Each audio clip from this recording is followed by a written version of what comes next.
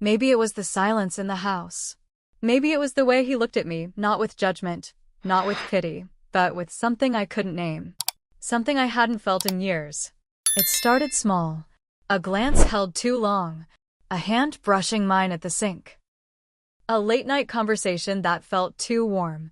I told myself it was just grief, his and mine, trying to find something solid to hold on to, but even as I said it, I knew it wasn't true.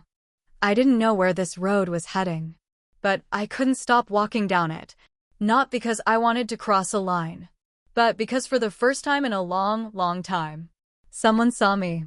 And when you've been invisible for years, being seen can feel like salvation. Subscribe to Heartfelt Tales Unfold, where real stories cut through the silence. You won't believe what happened next. I'm in my early 40s. I used to be a lot of things, a woman with plans, with warmth, with energy. Now, most days, I feel like a whisper of who I used to be. Not gone. Just quiet. Grief does that. It doesn't knock down the walls of your life all at once. It slowly unhooks everything that held you together, until you wake up and don't recognize the person staring back at you. Mark was my husband for 9 years. Reliable. Hardworking. He kept the lights on, kept the fridge full. But he also kept his heart locked away. I used to think it was just how men are. That silent, steady type. But sometimes, silence can be cruel in its own way. He wasn't unkind. He just wasn't there. Not in the way I needed. He gave me a house, but not a home. He gave me his name, but not his presence. And then, one day, he was gone. A heart attack. Quick. Final. The kind of ending that doesn't give you a chance to say, I wish you'd looked at me more. I wish you'd seen me. Ethan, his son from his first marriage, moved in after the funeral. 19. Tall, quiet, the kind of kid who doesn't speak unless he has something to say. We were never close. He called me ma'am for the longest time, even after I married his dad. Always polite. Always guarded. We had our roles, and we played them well. But something changed when it was just the two of us left in that house. The air was different. He wasn't just Mark's son anymore. He was there. I'd walk into a room and feel his eyes on me. Not in a threatening way, never that. Just present, aware. Like he saw me. Really saw me. The house felt heavier after Mark was gone. Every hallway echoed. Every room whispered things I didn't want to hear. I'd walk past the bedroom we shared and feel like a stranger in my own life. The kitchen still smelled like his coffee. His jacket still hung by the door. It was like living with ghosts. And then there was Ethan. Quiet, careful Ethan. Trying to be strong. Trying to help without asking for anything. I remember once, I dropped a plate. It shattered on the kitchen floor. And before I could even move, he was there, cleaning it up. He didn't say a word. Just looked up at me with these eyes. So calm, so gentle. And in that moment, I didn't see a boy. I saw someone else who was hurting. Just like me. We were both trying to survive the same storm. But slowly, quietly, we started looking for shelter in each other. Not because we planned it. Not because it made sense. But because grief leaves holes in places you didn't even know were whole. And sometimes, the person who fills it is the one standing right beside you. And that's where it all began. It was a Thursday. Late evening. The kind of quiet that feels heavier than usual. I had just come out of the kitchen when I noticed the light on in Mark's study. That room had been closed off since the funeral. Nobody went in there. Not even me. It still smelled like his cologne, that mix of cedar and something faintly sweet. His book still sat open on the desk, as if he'd be back any minute to finish a chapter. His reading glasses rested on a folded newspaper from the day before he died. I pushed the door open slowly. And there he was. Ethan. Sitting in his father's old leather chair, slouched forward, elbows on knees, holding a photo in his hands. His face. He looked so young and so tired all at once. The kind of tired that sleep doesn't fix. I stepped in gently. didn't want to startle him. He didn't turn around. Just said softly, "I don't remember the last thing I said to him." His voice cracked, and in that moment, I didn't see a teenager. I saw a boy who'd lost the only anchor he had left. I walked over, placed my hand on his shoulder. He didn't shrug it off. He turned slightly, just enough for me to see his eyes, red, watery, tired. He held out the photo.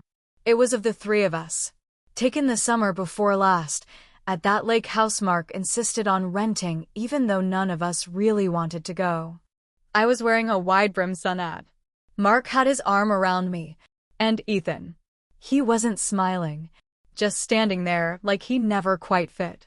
He stared at that photo like it was a question that didn't have an answer. I knelt beside him, took the picture from his hands, gently, and before I could say a word, he leaned into me.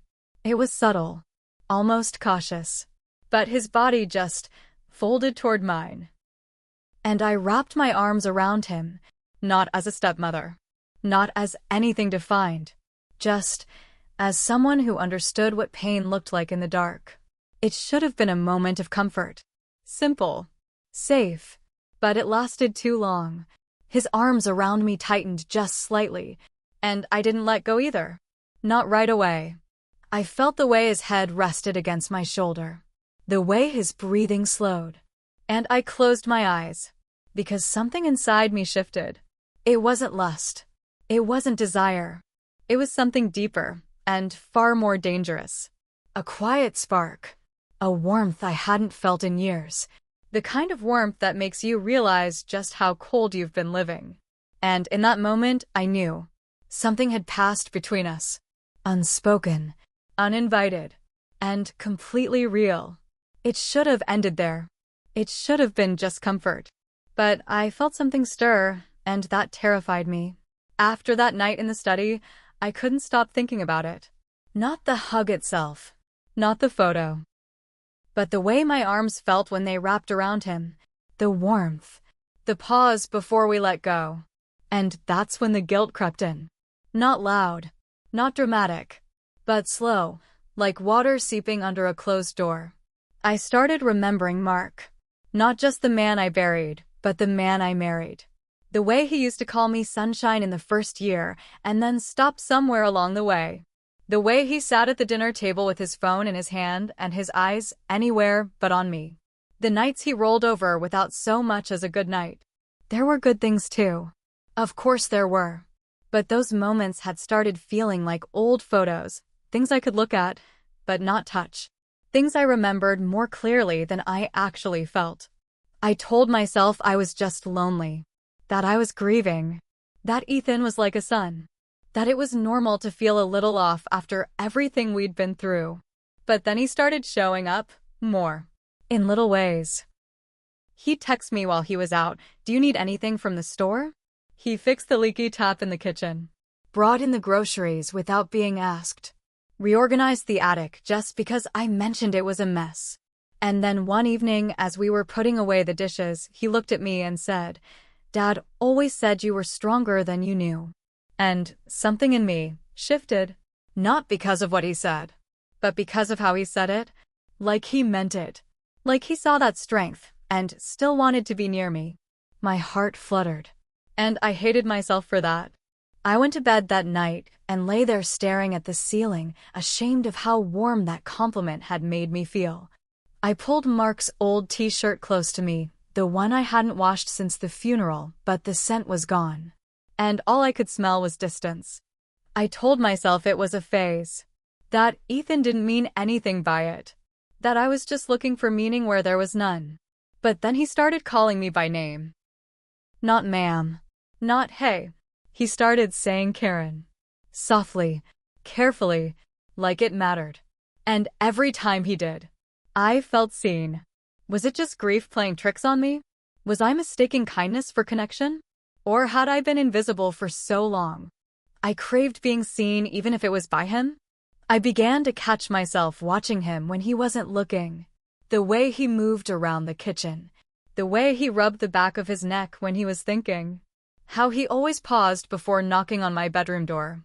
Every time I noticed something, I scolded myself.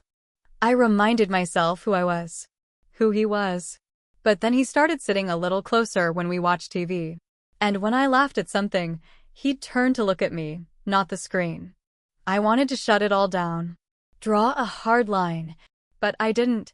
And deep down, I knew why. Because the truth was, no one had looked at me like that in a very long time. Not even Mark. Especially not Mark.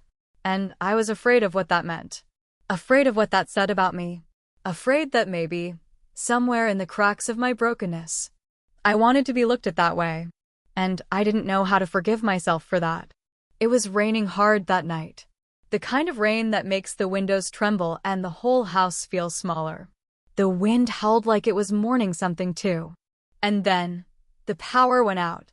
I was in the living room with a blanket over my lap, half asleep on the couch, when everything went dark. No TV. No hum of the fridge. Just silence, and the storm. Ethan came down the stairs with a flashlight, his voice calm, steady. I'll grab the candles. He moved through the house like he belonged there. Like he had always been a part of it. And maybe, in his own way, he had.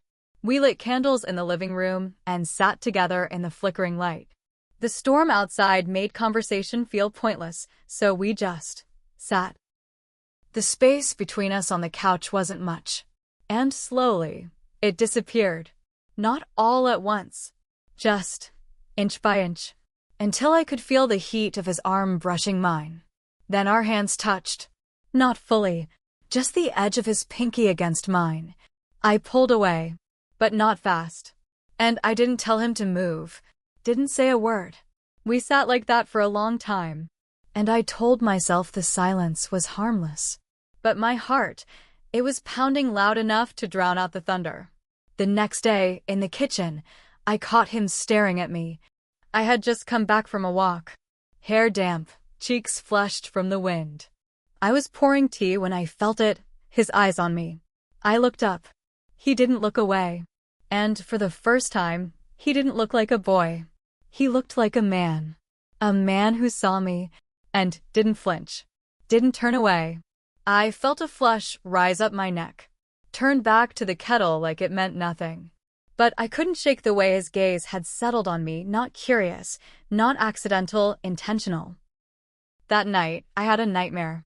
The kind that grabs you by the throat and doesn't let go. I woke up gasping, heart racing, drenched in sweat. I don't even remember crying out, but he must have heard me, because within seconds, my door opened. And Ethan rushed in. No hesitation. Just urgency. He sat on the edge of my bed and asked, "Are you okay? Did something happen?" I couldn't speak. I just shook my head, eyes filled with tears, body trembling. He reached for me, arms wrapping around my shoulders gently, like I'd break if he held me any tighter. I should have stopped him. Should have said, "I'm fine, go back to bed." But instead, I let him hold me. I rested my head against his chest, closed my eyes, listened to the rhythm of his breathing. Then I heard him whisper, so soft, like it wasn't meant to be heard, "You're not alone." And I didn't pull away. I wanted to believe him, more than I wanted anything. Because for the first time since Mark died, maybe even before that, I didn't feel like I was floating through life, unseen. I felt tethered, grounded, held. That night blurred a line I never thought would move. And once it did, it wouldn't stop shifting.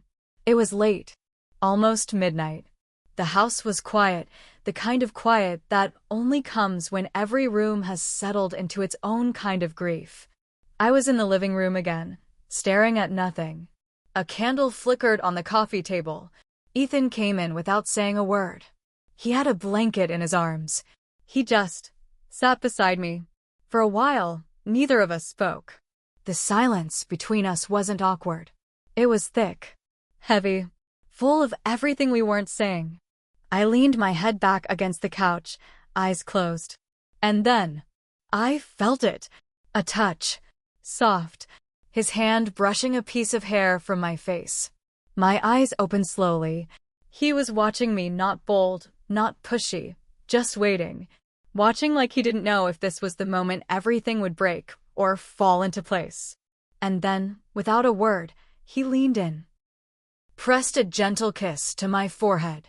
It was small, tender, but my heart, it stopped, because I felt something in that kiss. Something too real to ignore. He started to pull away, but I didn't move. Not right away. And in that hesitation, the space between us dissolved. I turned my head only slightly, and his lips were right there. Close. Too close. And then, we kissed. No fireworks. No music. Just breath. And warmth. And a moment that felt like falling through water. Weightless. Suspended. Unreal. My hand moved to his chest. His fingers brushed my neck. And then we stopped. Just like that. Both of us pulling back at the same time. Like we'd been burned. Like we'd touched something sacred and broken the rules. He looked at me, eyes wide, chest rising and falling like he couldn't catch his breath. And he said, barely above a whisper, "I'm sorry." I didn't mean. I cut him off. Not with anger. Not with shame. Just a quiet truth. I know. I didn't either. We sat there, frozen. Not knowing what to say. Not knowing what we had just done. But knowing deep in our bones that it happened. That we crossed a line. A quiet, dangerous line. And nothing would be the same after that. It felt like being seen and exposed. All at once. And in that exposure, I didn't feel loved. I didn't feel free. I felt naked. And not just in body. In soul. The days that followed felt longer than the ones after the funeral. We didn't speak about what happened. Not once. But the silence, it was louder than any confession could have been. He stopped sitting near me. Stopped lingering in doorways. Stopped looking me in the eye. Every moment we crossed paths felt like we were walking on broken glass. Careful. Bleeding. But pretending we didn't notice. He started staying out late. Told me he was crashing at a friend's place some nights. Said he was helping a classmate with a project. I didn't ask questions. I didn't have the right to. The nights he was home, he'd keep to himself. Headphones in. Door closed. Lights off before mine. And I walked around the house like a stranger in my own skin. Like the walls knew. Like the carpet under my feet judged me with every step. I couldn't eat. Food tasted like cardboard. My stomach curled into knots every time I heard his footsteps upstairs. Not because of him, but because of me. I hated what I'd done. What I let happen.